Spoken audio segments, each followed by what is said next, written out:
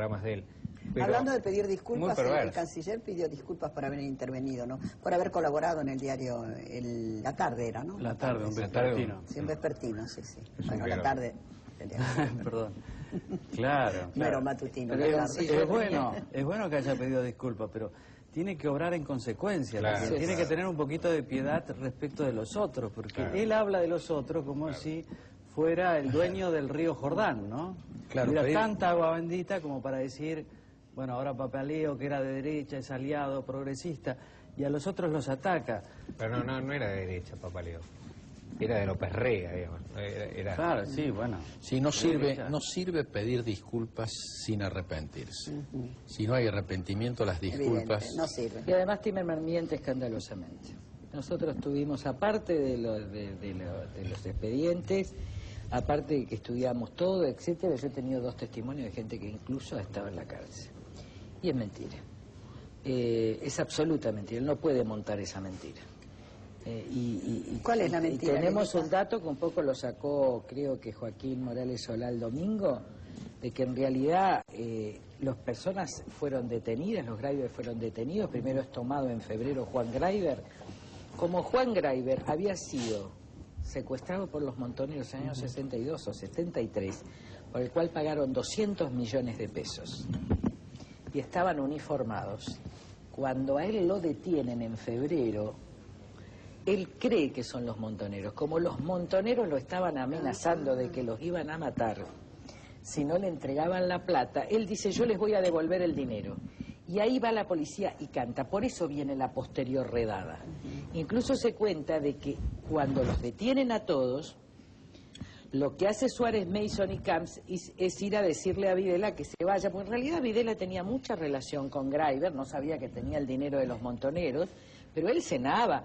Él tuvo David Greiber, mucha relación con todo el mundo, tenía plata de la iglesia, de los militares, era amigo de los militares como de quieto. Entonces, pero los montoneros le dan el dinero le dan el dinero, eso es lo que dice Rubinstein, porque nadie de la familia sabe, nadie de los Greiber, cuando muere David, que en realidad tenía muchas deudas, por eso le cierran el banco en Estados Unidos y en Bruselas.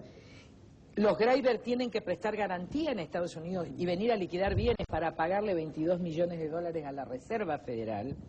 Por eso liquidan los bienes.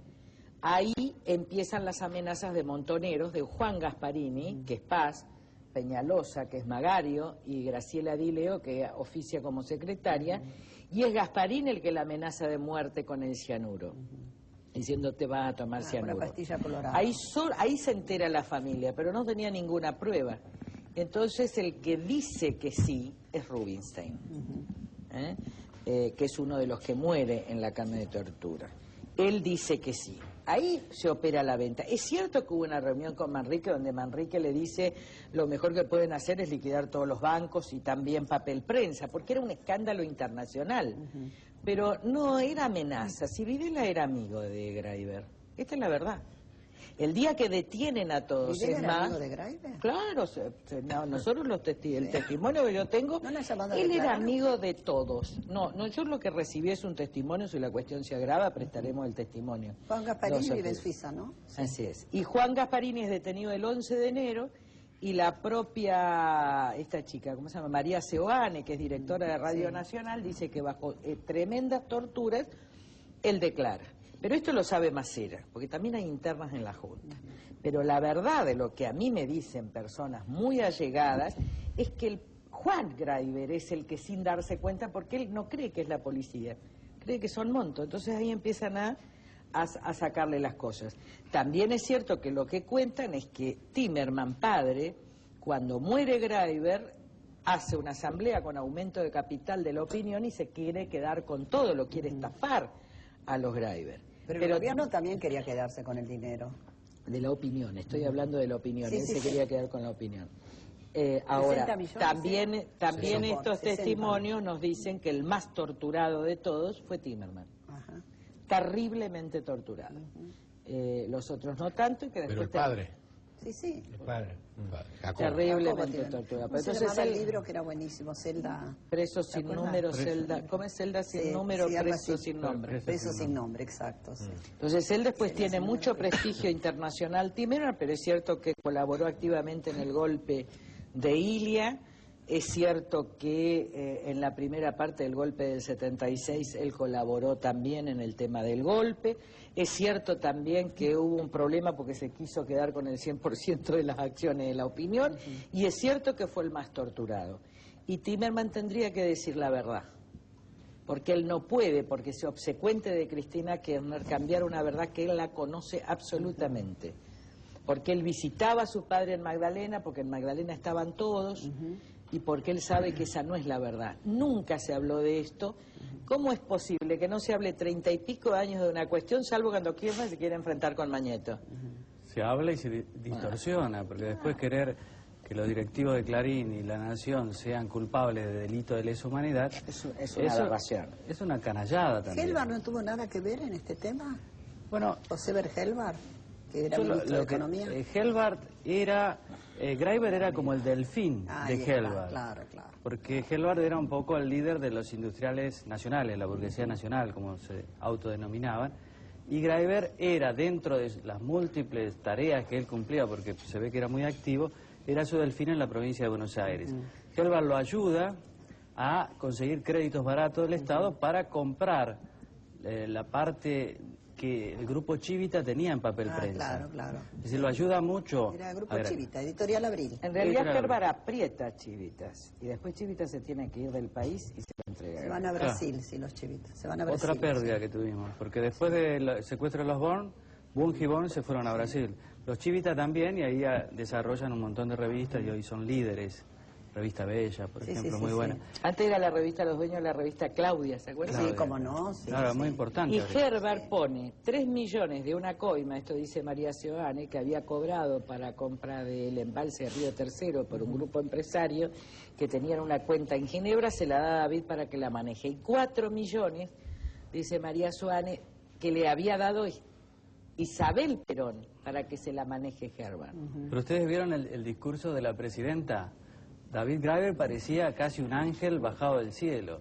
Y una persona que era su testaferro, ella se comunicaba y decía... Un hombre muy prestigioso. El señor testaferro. Decía muy prestigioso. Claro, muy prestigioso, como si testaferro hubiera sido ahora una figura buena. Que no corresponde en una presidenta. Claro, además 75 minutos por cadena nacional solo para satisfacer, digamos, sus necesidades personales. Pero además, ¿por qué nos meten en ese horror? Digo, ¿por qué tengo que ir a las catacumbas? Yo hace años... La Argentina no merece eso, ¿no? No merece. No merece. Hace años estaba en París y estaba con Daniel, con mi marido, y estábamos en un restaurante. Y no sé quién, el dueño del restaurante, alguien nos dijo, esta señora que está allá es argentina. Nos señaló una señora que estaba en una mesa. Y no me acuerdo si ella se acercó o yo me acerqué. Yo cuando viajo me dicen que hay un argentino, siempre saludo. Y es como pasado de moda. Antes no viajaban tanto. Y me acerco y digo, ¿cómo le va, señora? Yo soy Frana de Tal. Sí. Digo, ¿usted es argentina, vive acá? Sí. Digo, ¿hace mucho?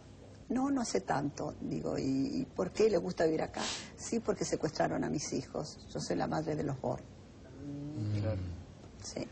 Lo más paradojal de todo es que el día del discurso de la presidenta, en simultáneo, a la misma hora, la Fundación Bunge y Born entregaba los premios a la excelencia científica. Es cierto, sí. Es decir, premios muy disputados en la comunidad porque son becas, estudios... Prestigiosos, sí. Prestigiosos. Otra Argentina, ¿no? No la Argentina del odio. Es la Argentina verdadera, es Argentina de los premios, es la Argentina verdadera.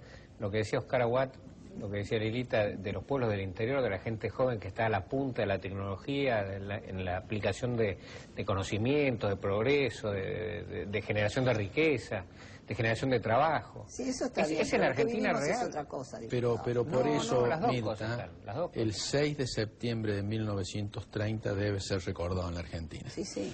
Porque la sucesión de golpes militares frustró la experiencia y la formación de la clase dirigente en el país. Estados Unidos debe tener una clase dirigente formada casi en 150 años. Nosotros, la experiencia argentina son 27 años. Sí. Es decir, los errores que se cometen hoy son producto de los errores que hemos cometido en el pasado. Nos derrocaron a... Pero tenía razón Lilita cuando decía que no éramos muy democráticos. Yo anoche estaba leyendo un artículo de mi abuelo Federico Pinedo en el diario socialista, él era del Partido Socialista, que era una pelea feroz entre los socialistas democráticos de la Argentina con los que querían ingresar en una cosa que se llama la Tercera Internacional, que lo que querían era la dictadura y eliminar la democracia, ¿no? Para hacer la revolución. Y la pelea era tremenda, de los argentinos, de Juan B. Justo, de los socialistas democráticos. Liberales, que decían, no destruyan la democracia. En 1920, que en el año 16 lo habían votado a Irigoyen. Decían, nada más que 4 años de democracia abierta, con voto libre, y a los 4 años ya estaban tratando de defender la democracia frente a la... ¿Usted qué dice, que la Argentina ha sido totalitaria? Bueno, había algunos en ese momento, desde el socialismo, que querían la dictadura socialista. Yo me acuerdo, cuando yo era jovencita, la Segunda Guerra Mundial, y a la Argentina le costó transformarse en aliada. Es que había muchos nazis acá. Había muchos nazis. Era el gobierno de Ortiz y de Castillo, ¿puede ser? Claro. Ortiz, ¿no? Sí. Castillo en la Segunda Guerra Mundial. Derrocado en 43. La primera no me pongan la primera porque no estaba. Sí, la Segunda Guerra Mundial, Castillo, que empezó... Pero era Perón el Y presidente. además el ejército Después, en un momento, Después Perón. antes de Perón, el ejército a lo largo de 1920, 1910, 1920, se va formando mucho en Alemania. Sí. Hay una formación muy fascista en componentes del ejército argentino por formación hasta militar. El uniforme se parecía al Por eso uniforme. ahí viene Era el mismo uniforme. Pero tengo que entregar...